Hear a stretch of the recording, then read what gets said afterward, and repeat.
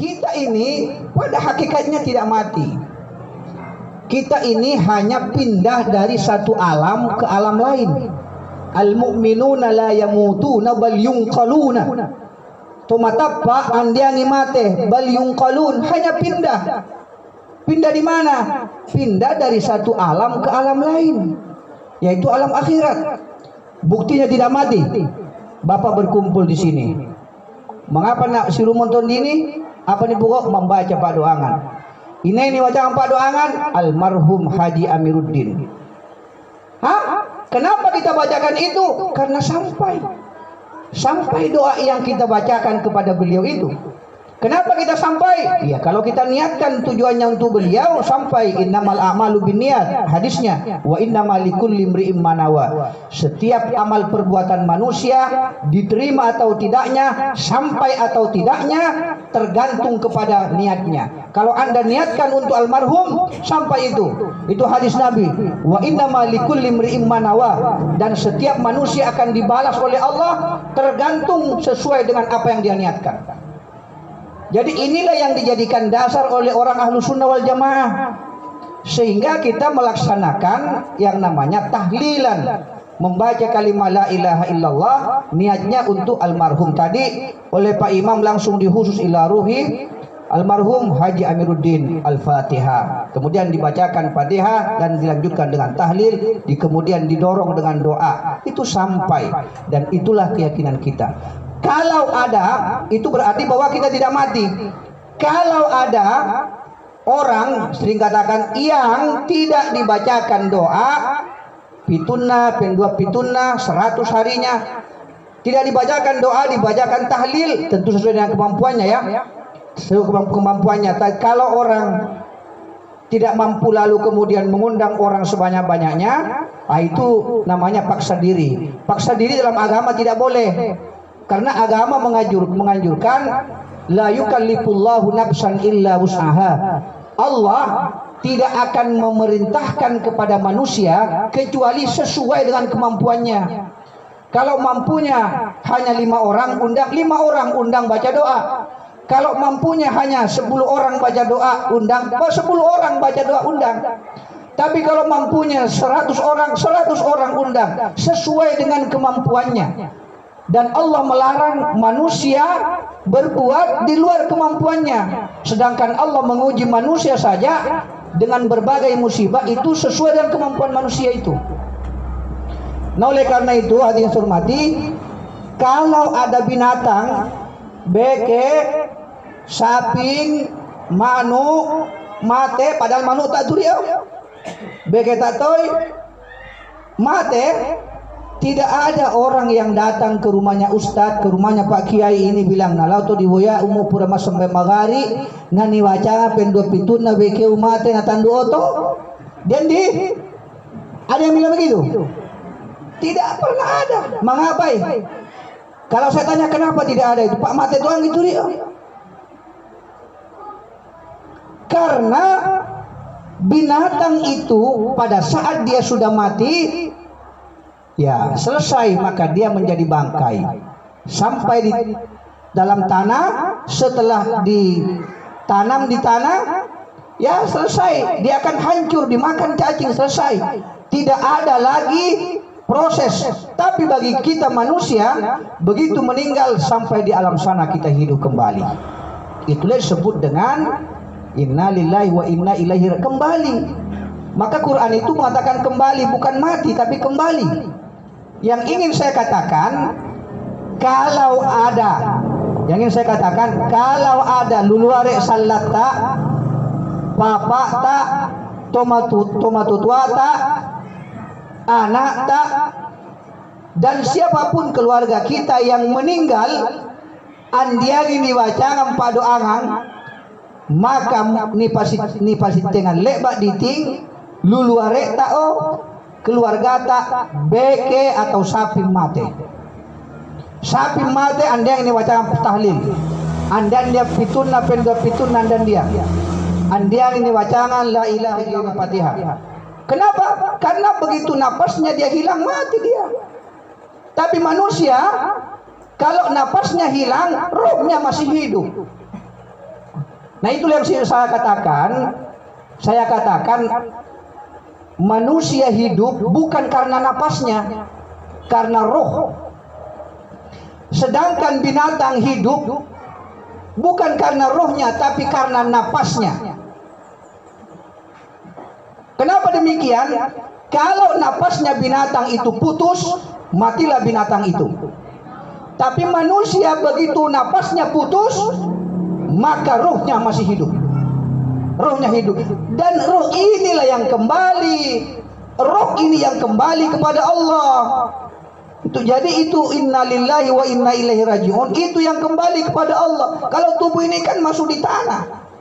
Roh ini bapak-bapak hadirin hormati, nur. Nur itu cahaya. Cahaya itu datangnya dari Allah. Dan sifatnya rahasia.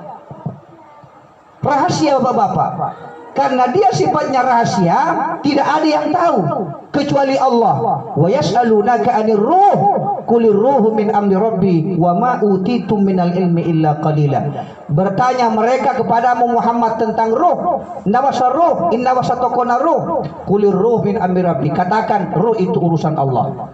Wa ma utitum, tidak ada hak manusia. Sehebat apapun manusia ilmunya, setinggi apapun analisanya, tidak mampu dia mengetahui tentang apa itu hakikat roh. Yang tahu hanya Allah. Dan roh itu ada sama kita semua yang masih hidup ini. Sehingga dengan demikian manusia bergerak, ini hakikat. Manusia ini bergerak, mikir dia tahu, berdiri kita, berbicara kita, apa yang berbicara itu? Lisan, mulut. Bukan secara hakikat yang bergerak, bukan tangan, yang berjalan bukan kaki, yang berbicara bukan mulut, yang melihat bukan mata, tapi semua adalah roh. Bukan mata. Dia hanya alat untuk melihat. Tangan hanya alat untuk memegang, kaki hanya alat untuk berjalan. Tapi semua yang membuat kita bergerak itu adalah roh. Dan roh itulah yang kembali kepada Allah dan tidak akan pernah mati. Itu bapak-bapak yang hormati. Nah oleh karena itu, kalau bapak tidak percaya, coba pergi taruh di tomate. Tomate masih lengkap tangannya, lengkap kakinya, lengkap matanya, masih kuat orangnya, masih tubuhnya. Kan ada orang mati tiba-tiba itu. Mau jawab tomongi biasa mak bulan-bulan dia, oh ya berkorem itu dia. Tapi ada yang mati tiba-tiba.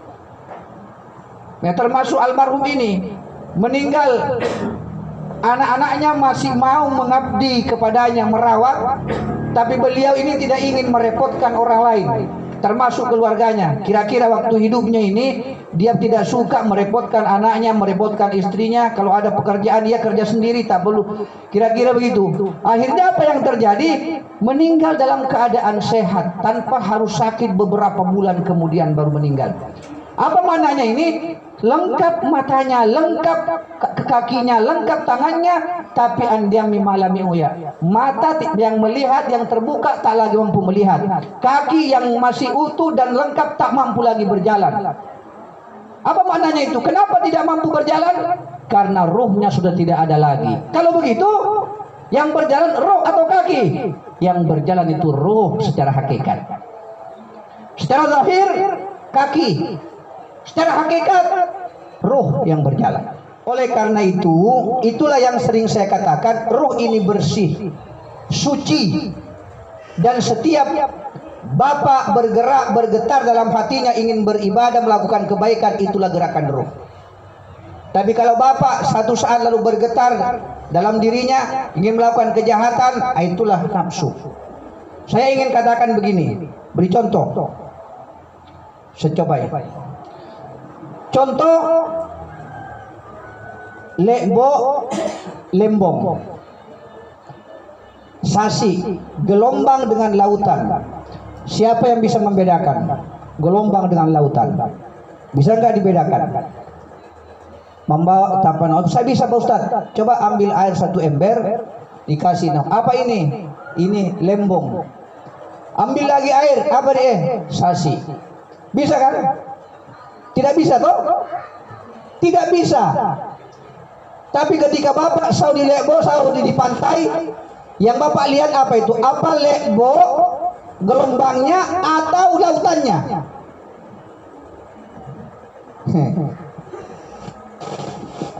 Yang Bapak lihat apa itu? Tidak bisa. Kalau mau dibedakan secara wujud, tidak bisa dibedakan antara gelombang dengan lautan.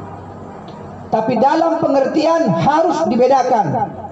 Secara paham harus dibedakan. Lautan yang luas itu lautan, sedangkan gelombang lautan yang beriak, yang bereaksi. Tetapi kalau kita bertanya, muat dia kapal talang, kalau ada kapal tenggelam, kira-kira apa Rio menurut pandangan kita? Rio kapal talang Rio, apakah gara-gara dilai disasi atau gara-gara malembong? Gara-gara apa Rio? Malembong deh. Kalimat yang benar dan semua orang yang sehat akalnya pasti mengatakan gara-gara malembong. Malembong sanai, dia tu talang.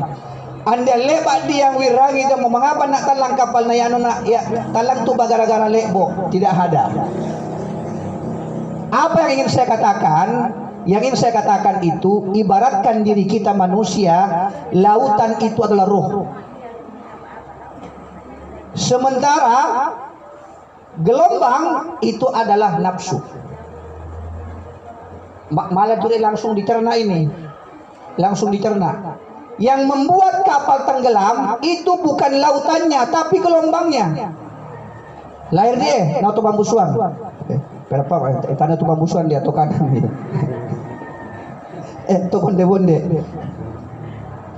Yang membuat kapal itu tenggelam bukan lautannya tapi gelombangnya.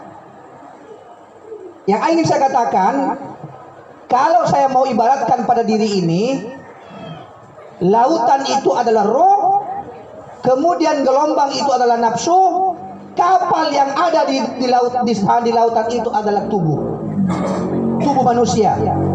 Yang mencelakakan tubuh manusia, yang membuat manusia celaka itu bukan rohnya tapi nafsunya.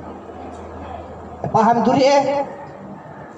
Yang membuat kapal itu tenggelam bukan lautannya tapi gelombangnya. Yang membuat manusia celaka bukan rohnya tapi nafsunya. Lahir demo. Lahir milih. Ya. Bapak Ibu hadirin yang saya hormati, karena itulah sebabnya Allah katakan innan nafsa la'ammaratun bisu illa ma rahima rabbi. Nafsu itu selalu mengajak orang kepada kejahatan. Jadi kalau gerakannya orang selalu berbuat jahat, maka nafsunya itu yang berkuasa. Tapi kalau dia berbuat baik, selalu mau berbuat baik. Kalau tidak berbuat baik, tidak enak perasaannya, ruhnya orang itu sedang hakiki ruhnya itu.